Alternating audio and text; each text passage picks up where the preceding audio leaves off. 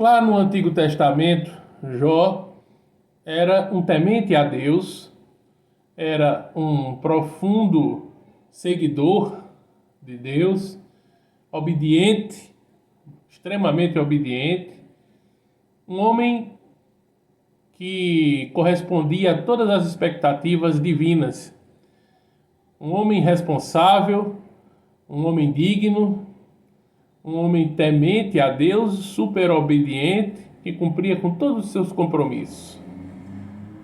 Até que um dia, Satanás, o diabo, chega para Deus e diz: olha, Jó é assim porque ele tem tudo. Ele tem bens, ele tem questões materiais positivas. Deixa ele na miséria para ver se ele vai ser tão fiel assim a você. Não é? Então Deus vai lá e deixa Jó na miséria. Deixa Jó com dificuldades materiais. Mesmo assim, Jó não reclama e continua fiel a Deus, temente a Deus, obediente a esse Deus. Continua. Aí o Satanás olha para Deus, o diabo. Estou aqui sintetizando, claro, questão de tempo. Mas você pode ler o livro de Jó no Antigo Testamento. E aqui eu me refiro basicamente nesse vídeo ao livro Resposta a Jó, de Carl Gustav Jung. Resposta a Jó. A minha interpretação e a reflexão que trago é através do livro Resposta a Jó, onde Jung conversa em tese com Jó, explicando a Jó do que se tratava, por que aconteceu tudo isso com ele. Vamos lá. Então Jó perdeu tudo, porque o Satanás disse a Deus: ele é fiel a você porque ele tem tudo, tire as coisas dele, deixa ele na miséria. Deus deixou ele na miséria, ele continuou fiel. Então Satanás disse: mas também ele tem saúde, tira a saúde dele, tira a saúde dele. Então vai lá, Deus tira a saúde de Jó. Jó adoece, fica doente. Mesmo assim, debilitado, fraco, doente, Jó continua sendo fiel a Deus, continua obediente. Só que em algum momento Jó questiona: Deus, por que isso? Por que eu? Por que eu? Por que tudo isso comigo? Se eu sou temente, obediente, se eu sou um servo, se eu sou um homem digno, por que tudo isso comigo? O que foi que eu fiz para merecer isso? Jó questiona. E no livro Resposta a Jó, de Carl Gustav Jung, Jung vem dando essa resposta a Jó. Por isso que o título do livro é Resposta a Jó. O que é que Jung vem trazer e o que é que Jung vem dizer sobre isso? Jung vem trazer e Jung vem dizer que, olha, na realidade o que acontecia, vamos primeiro interpretar essa passagem aí do Velho Testamento. O que acontecia não era a presença de Satanás, a presença do diabo. O que acontecia era esse Deus do Antigo Testamento, que todos nós estudiosos sabemos que é o Demiurgo. O Deus do Antigo Testamento não é o Deus que eu concebo como Deus, por exemplo. O Deus do Antigo Testamento é um Deus punitivo, castigador. E você pode prestar atenção, se fôssemos levar ao pé da letra essa parte das punições a Jó, dos castigos a Jó, inclusive um Deus inseguro, porque um Deus que ficaria tentado por uma proposta de Satanás para causar o mal a seu filho. E a um filho obediente, e a um filho que o temia, dentro dessa linguagem que até hoje em dia as pessoas gostam de dizer: eu sou temente a Deus. Fulano de tal, um homem temente a Deus, né? É uma linguagem antiga de que a pessoa precisa, que você precisaria temer Deus, que nós precisamos ter temor a Deus. Isso não é verdade. Você só tem temor a Deus se você conceber ainda o Deus do Antigo Testamento, um Deus punitivo, castigador. Nós não devemos temer a Deus, nós devemos ter respeito às leis universais, ter respeito à figura de Deus, né? E, enfim, nós somos filhos dele e entendemos, no mínimo, a concepção de um Deus amoroso, misericordioso, de um Deus pai e mãe, de um Deus que tem justiça, mas que também tem misericórdia. Um Deus pai e mãe, um Deus homem e mulher, né? E um Deus, sobretudo, que seja amor. Que seja, se é amor, é perdão, é misericórdia. E então, esse Deus, amor, perdão, pai e mãe, esse Deus misericórdia jamais seria um Deus, primeiramente, punitivo, castigador, né? Nem com quem em tese merecesse o castigo e a punição. Imagina com Jó, que era um homem dedicado, não é? Um homem digno, um homem que se mostra fiel e temente a Deus. Jó não mereceria, então, portanto, nenhum tipo de punição ou castigo. Então, essa parte do Antigo Testamento mostra um Deus, além de punitivo e castigador, um Deus inseguro. Um Deus que seria tentado por uma provocação do Satanás. Ah, faça isso. Ou seja, um Deus que cairia num jogo de Satanás e faria testes. Testes causando miséria, doença, sofrimento a um filho fiel.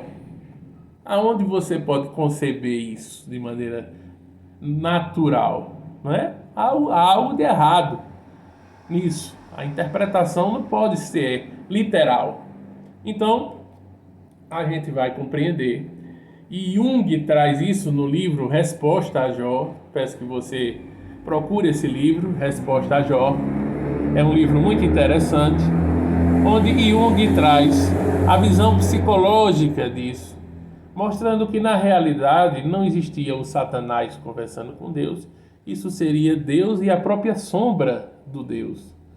Assim como nós somos luz e sombra, seria o lado oculto de Deus, o lado sombrio de Deus, o lado negativo, ou seja, a sombra de Deus. Seria um diálogo de Deus para com Ele mesmo, um autodiálogo. Assim como a gente fica muitas vezes conversando com a gente mesmo, se questionando. Eu faço isso ou eu faço aquilo? Né? Ou a gente diz assim, eu vou perdoar fulano, eu vou esquecer o que fulano não me fez, eu vou perdoar. Aí vem aquela outra vozinha nossa dizendo assim, não perdoa não, o que ele fez foi que ele foi sacana, ele foi safado contigo, então tal. Esse duelo, né, que é nos desenhos animados muito representado pelo anjinho e diabinho, e que na psicanálise é estudado isso na segunda tópica de Freud, né, na segunda tópica de Sigmund Freud, que é estudado o id, o ego e o superego. Essa é a briga do id com o superego. Ou seja, é a briga do instinto do lado primitivista com o lado mais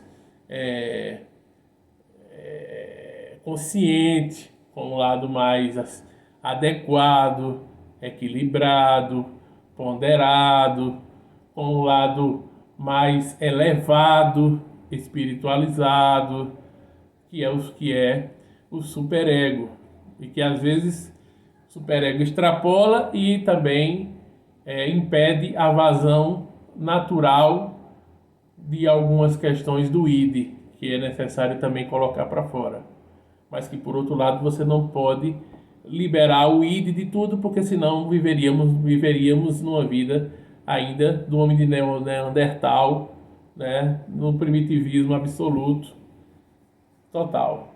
Então, o olhar psicológico sobre a história de Jó e sobre o Deus do Antigo Testamento, diante desse fato, mostraria-se um Deus punitivo, castigador, e um Deus inseguro, um Deus que não tinha certeza sobre o que estava fazendo e seria facilmente tentado pelo Satanás, seria facilmente convencido a fazer testes, a brincar. Tira isso dele, tira aquilo dele, tira aquela outra coisa dele agora, vamos ver, vamos testar. Então seria um Deus fraco, de personalidade, né? Claro, a gente está falando aqui dentro de uma linguagem antropomorfótica de Deus, né? Como se Deus fosse um homem.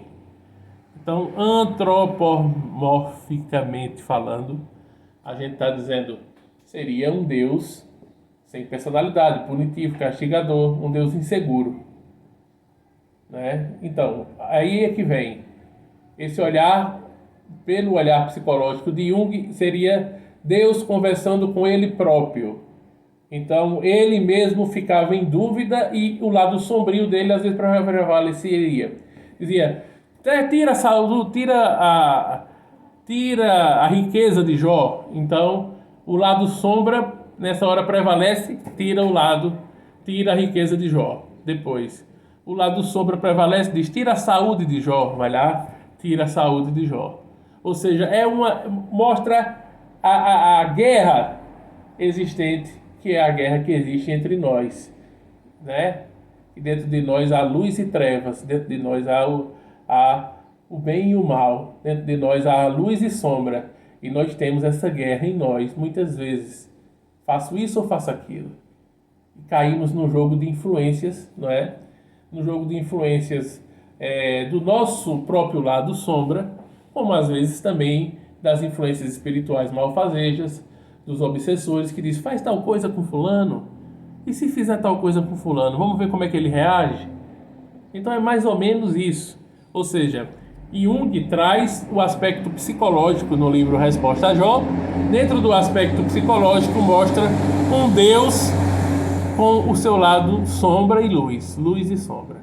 É aí que Jung quer mostrar. E Jung dá uma resposta a Jó, dizendo que tudo aquilo que lhe aconteceu de ruim foi exatamente porque ele tinha uma crença, a sua crença, o seu inconsciente de que se não fosse um homem que fizesse tais determinadas coisas, que fosse fiel, temente, obediente e etc., ele seria punido. Então Jó teria uma carga inconsciente de muito medo de punição.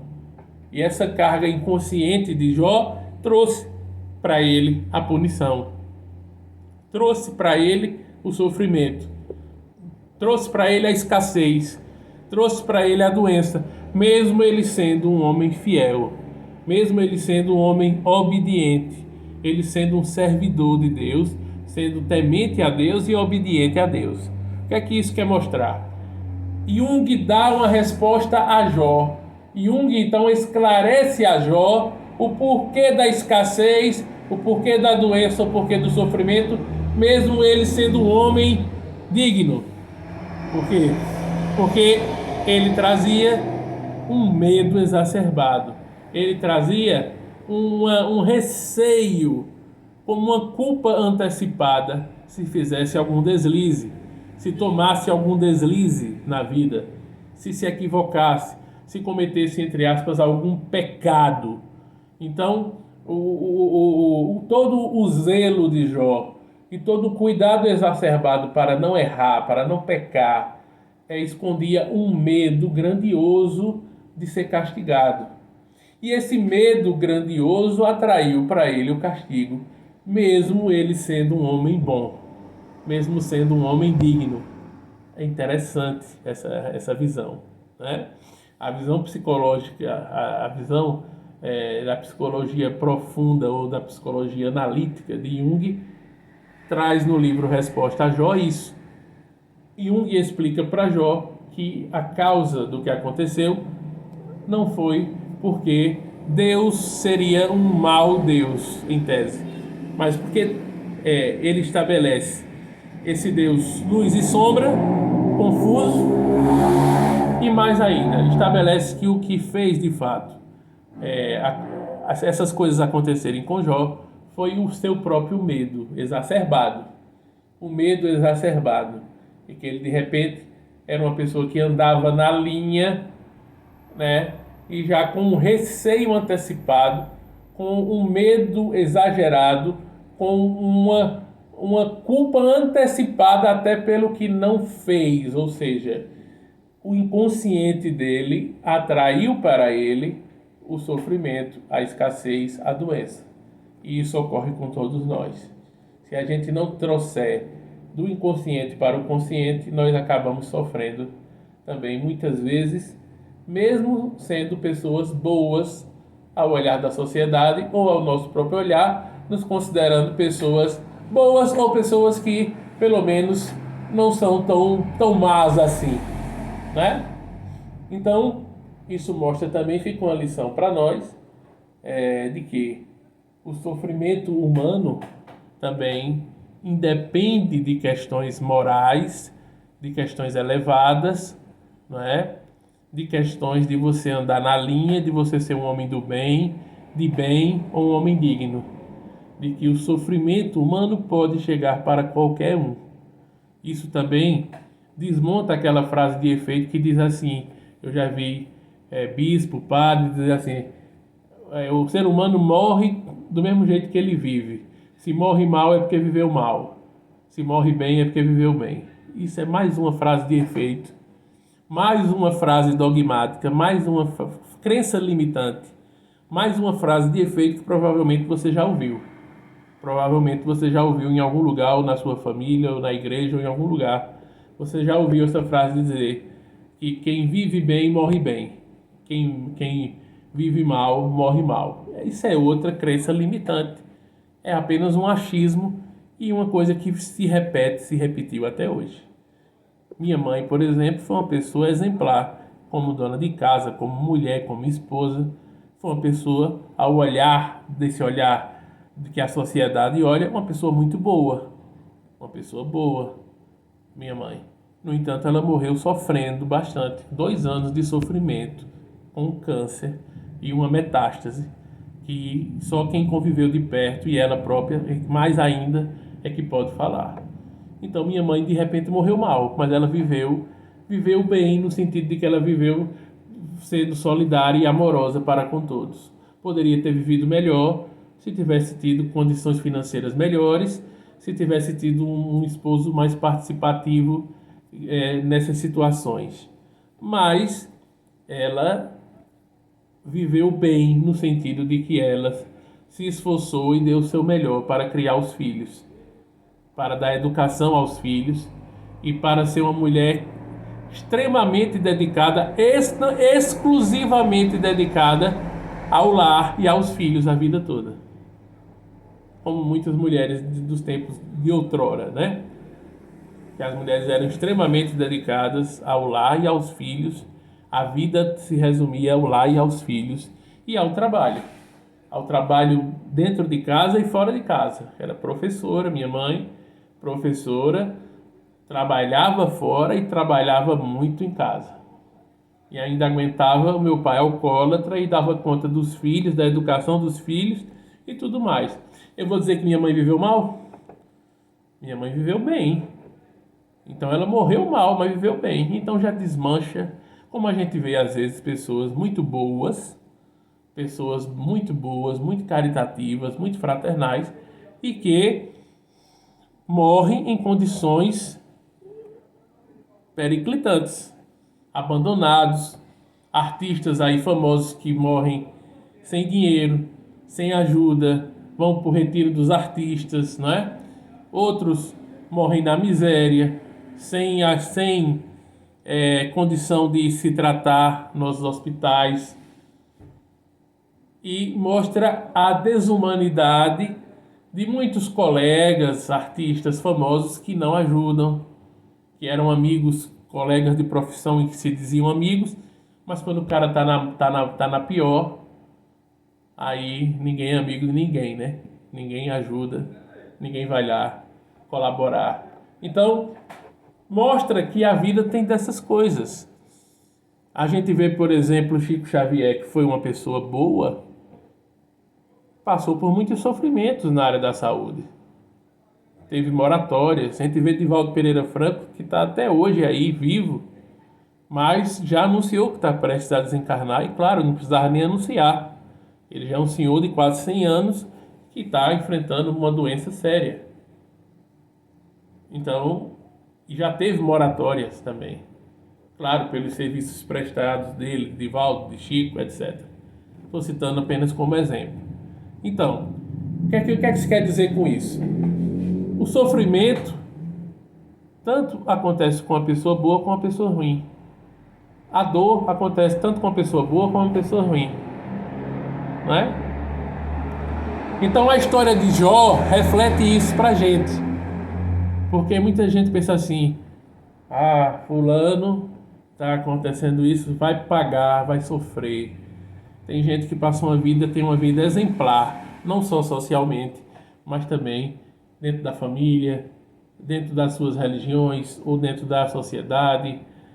Pessoas que têm vidas exemplares, no entanto, passaram um fim de vida com muito sofrimento, com doenças seríssimas, sem dinheiro, situações periclitantes e morreram de repente mal, mas viveram de maneira muito digna, honesta e de maneira muito boa.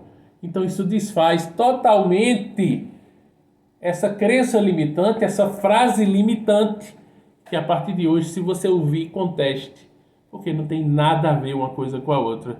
Dizer que se morre quem vive bem, morre bem, quem vive mal, morre mal. Não tem nada a ver. Tem gente que vive mal a vida toda, fazendo mal, prejudicando os outros, fofocando, difamando, prejudicando, e no entanto morre tranquilo, se deita em casa e morre. Um infarto fulminante rápido. Ou se deita na cama, vai dormir e não acorda. Morreu bem. Morreu bem nesse sentido, sem sofrimento, sem ir para o hospital, sem dor, sem sequelas, sem passar muito tempo em sofrimento. Ou seja, isso varia. Isso varia, há muitas variáveis nisso. Há muitas variáveis. A gente tem que deixar de ser simplista, de ser tão simplório, de querer ter resposta para tudo, como no meio espiritualista é assim, de querer ter resposta para tudo e de querer atribuir tudo à lei de causa e efeito, e de querer atribuir tudo à ação e reação, de querer atribuir tudo a questões kármicas, ou a resgates e etc., de lei do retorno ou isso ou aquilo. Ou seja, a gente tem visões muito simplistas, muito simplórias, mais do mesmo, e que muitas vezes, na maioria das vezes, não corresponde à verdade. A gente faz frases de efeitos, frases como essa, que circulam, que se repetem, que viram verdades, verdades que na realidade não são verdades. Verdades que não são verdadeiras, de fato. Né? Então a história de Jó mostra isso. Um homem de bem, um homem digno, mas que também teve sofrimento, teve escassez material, teve doença. Ou seja, os bons também sofrem, assim como os maus sofrem. Todos sofrem nas experiências terrenas. E mais ainda, para nós que estudamos com profundidade e entendemos este mundo que estamos, é um mundo do demiurgo. O Deus do Antigo Testamento é Javé, é Jeová, é o demiurgo. É Javé, é Samael, é Jeová, é o demiurgo. Então é um Deus punitivo, castigador. É um Deus realmente perturbado, inseguro, e por isso mesmo promoveu esse sofrimento a Jó. Na luta contra ele mesmo, na sua própria perturbação. O Deus perturbado, o Deus inseguro, o Javé, o Jeová. Então ele, no seu próprio grau de perturbação, atribuiu-se isso a Satanás, né? Mas ele, no seu próprio grau de perturbação, no seu próprio jogo de luz e sombra, e por todo o Antigo Testamento você vai ver um Deus cheio de contradições, um Deus castigador, punitivo, um Deus que gostava, sentia prazer em ser elogiado, em ser aplaudido, um Deus vaidoso, egocêntrico, narcisista, né? E um Deus, sobretudo, castigador, punitivo e que sentia prazer em castigar os seus filhos. se alegrava em castigar os seus filhos.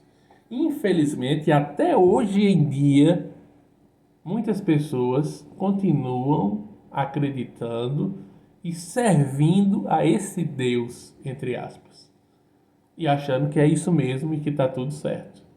Sobretudo, muitos protestantes, que se apegam muito ao Antigo Testamento. Sobretudo, católicos também, mas sobretudo protestantes. E é isso, a gente vê uma série de católicos e protestantes aplaudindo Javé, Jeová, o Demiurgo e todas as coisas esdrúxulas que não tem cabimento, que não tem lógica do Antigo Testamento. Por isso eu quis trazer esse vídeo para que a gente fizesse toda essa reflexão, tanto do ponto de vista da psicologia analítica de Jung, do que Jung quis trazer como uma resposta para Jó, como também analisar do ponto de vista espiritual quem é esse Deus do Antigo Testamento e por que tudo isso então veio a acontecer com Jó, que era um exemplo de homem, mas que sofreu. E aí a gente pôde entender e refletir um pouco diante de questões psicológicas e espirituais. Ok? Espero que você tenha gostado. Deixa o like, por gentileza. Se gostou, não esqueça o like. Às vezes as pessoas esquecem o like. Gostou, mas esquece o like. Não esqueça, deixa o like. Comenta, engrandece, deixa teu feedback. E mais do que tudo, se inscreve no canal. Se não for inscrito, inscreva-se, por favor. Se não for inscrita, inscreva-se, por favor. Inscreva-se no canal, ajude o canal a crescer. O canal está crescendo, mas precisa chegar mais longe. E aqui eu venho trabalhando arduamente. Preciso agora que vocês me ajudem ao canal ser impulsionado, a esse vídeo ser impulsionado, ao canal crescer e, consequentemente, o YouTube mostrá-lo ao maior número de pessoas. Me ajudem nisso, porque o canal merece. A gente vem trabalhando forte, se esforçando, e pode olhar, eu desafio qualquer um a olhar o conteúdo do canal e ver conteúdo de qualidade que merece ser alavancado. Me ajudem nisso, compartilhando, deixando o like e se inscrevendo no canal. Divulgando também o canal nos seus grupos de WhatsApp, pedindo para que outras pessoas também cheguem junto, dê uma força, se inscreva no canal. Um grande abraço.